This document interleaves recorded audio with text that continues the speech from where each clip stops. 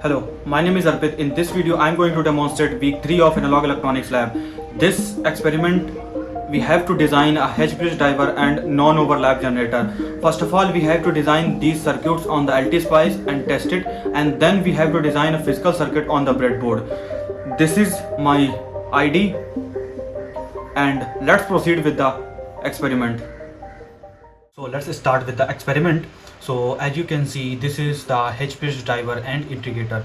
So first of all, we have to design a non-overlap generator. So in the non-overlap generator, we are using a 2 NAND gate and 2 capacitor and 1 inverter. So for the NAND gate, I am using in the physical IC, that is a 74LS00, and for the inverter I am using a CD4069, and the capacitor value I am using 100 nanofarad right now. But I change accordingly if I am getting something different in the waveform. So this is the H-bridge driver, and here this is the input wave in the non-overlap generator. So this is the PWM waveform that we design, that we get from the week 2 experiment that we have done, the signal modulator and differential inverter.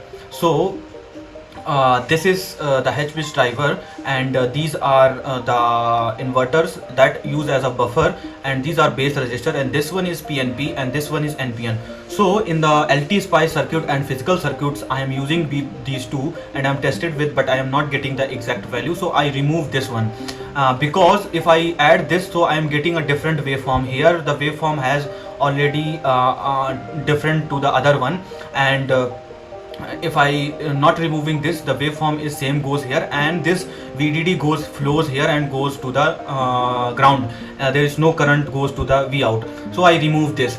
And for the base resistor, I tested with the 1 kilo ohm resistor, and that is given here. So I am not getting expected output, so I also check with the lower value, that in ohm somewhere around 100 ohm and 80 ohm, but I am not getting the expected value, so I remove this base resistor. It is already given here also that if you find that driver is still not significant, then you can omit the base resistor. So according that, I have removed this base resistor.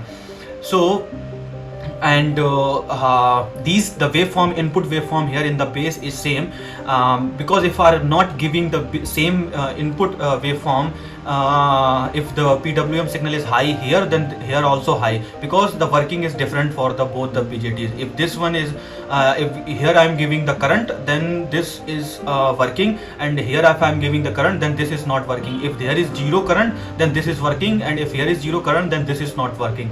So yeah, and for the speaker on the LT-Spice, I am designed as this 2 resistor, that is 16 ohm, and inductor I am using as somewhere this is 100 microhenry, and for the resistor, load resistor value here is given 32, and here it is divided. So yeah, that is the, and this is the whole circuit that is given. That is the week 3 whole circuit. This is the H-bridge driver, this is non-overlap, and this is week 2 that we are giving PWM signal. So and here you can see this is the 32 ohm resistor, and we can use the speaker also. So I am using a speaker here in the physical circuit. So let's go with the pre-lab exercise that given. So let's go to the LT-Spice and check the waveforms. So this is my LT-Spice circuit actually. Yeah, so this is the LT-Spice circuit. This is the power supply, and this is the ramp generator that is week 1 experiment, and that I explained in the week 1, and this is week 2 that also explained in the week 2, and this circuit is the week 3 circuit. So this one is the non-overlap thing. So here I attach the 100 nanofarad capacitor, that is a decoupling capacitor, and here you can see I am using 2 inverters here, and I am using just one here, and there is no base resistor. If I am adding a base resistor, then I am not getting the satisfied output. So let's check the waveform. So firstly tested with the what is the input signal of the PWM. So this is the input signal, and this is PWMP, and this is PWMN. So let's check here non-overlap thing. So I'm getting exact non-overlap signal, one is another, the first signal is different to the another, so it is inverted. Yeah, so this non-overlap is working fine. Here these are inverters, so let's check here. So these waveform I'm getting same, so that is true, because I have explained previously, because this, if I'm not getting the different, then both the BJTs are working, and then voltage, the current flow here and goes to the ground. So at this form, let's say I choose one area. Yeah, so let's say if this is the high point, this is the high position, so in this position both the BJT is getting the current, so this is the NPN. So on that, in this position, this BJT is on and the ground is connected here, and in this BJT, this is PNP, so there is no current flow here. In that condition, in the ground condition here, in the 0 position, this BJT is not working and this BJT is working, so this 5 volt is flow here and goes to the inductor. Same with this one also. So let's check the output waveform, what the output waveform is. Let's zoom to fit. Yeah, so this is the waveform that I am getting here. This is the VOUT N. Let's check, verify with the sine wave, what sine wave I'm inputting. So this is the sine wave. So when this sine wave is high, the PWM signal is also high. When the sine wave goes to the negative side, this PWM signal goes to the 0. When this one is higher, this one is higher, so it is working fine. So let's check with the another one also. So this is the another waveform. So yeah, wait. Yeah, you can see here also. So when this sine wave goes negative side, this PWM signal goes 0. When this goes to the positive side, this PWM signal is high. So it working like that. So in the point here, it is also given that we have to use a RC filter at here, and the cutoff frequency is this. So I use this and I added here. So these are the two RC filter at the output of the VOUT N and VOUT P. So let's check what is the output. So this is the output. It is a sine wave, but there is some noise in the sine wave. So we have to change the cutoff frequency of this RC filter. So if I adjusted these values, so I am getting the correct sine wave. And this one is lower one. And let's check the current flow through the inductor. So this is the current flow through the inductor, so it is expected that we want.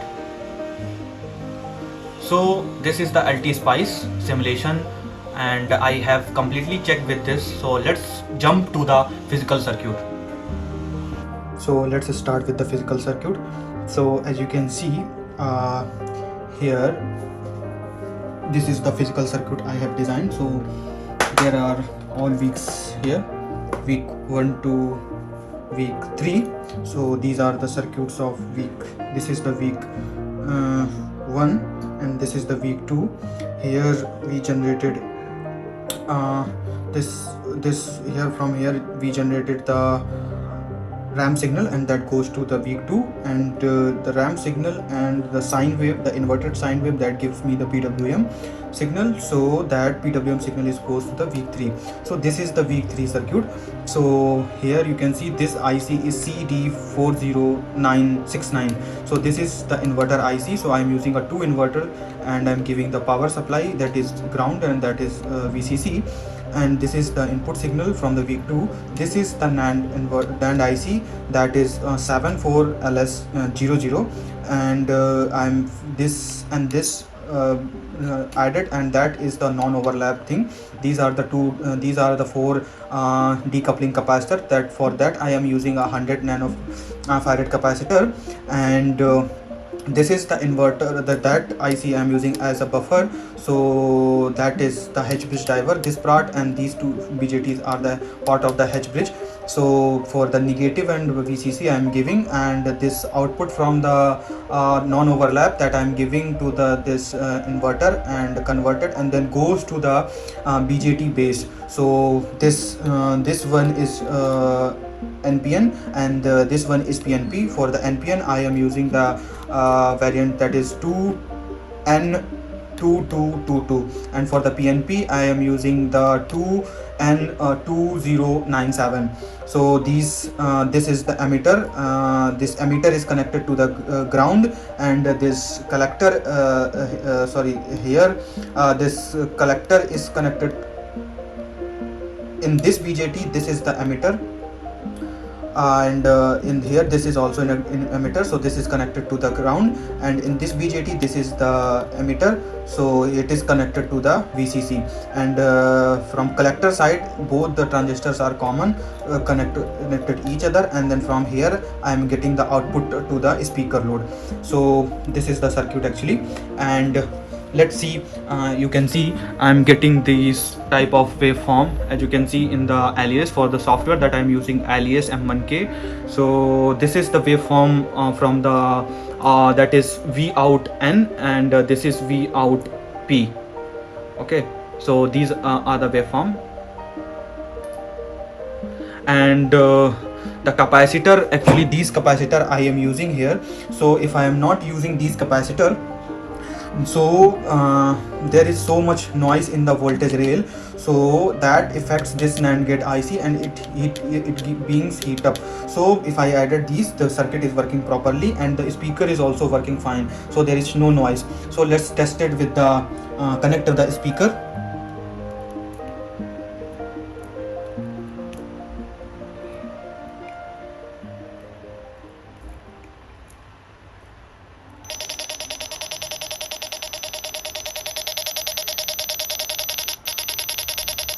As you can see, the speaker is noise was clean, and if I change the frequency, let's say I have given the 612.5 Hertz frequency, you can see the speaker noise has been changed. And let's change to the 1000 Hertz, you can see the speaker noise has been changed. When and this is 112.5 Hertz, this is 212.5, and let's give to the 2 kilohertz. So this is the 2 kilohertz of the frequency. So as you can see, the speaker is working as expected. So yeah, so this is the experiment 3 of the analog lab. So we have to design the I have completely designed this HPS driver and non-overlap circuit, and it is working as expected. Thank you.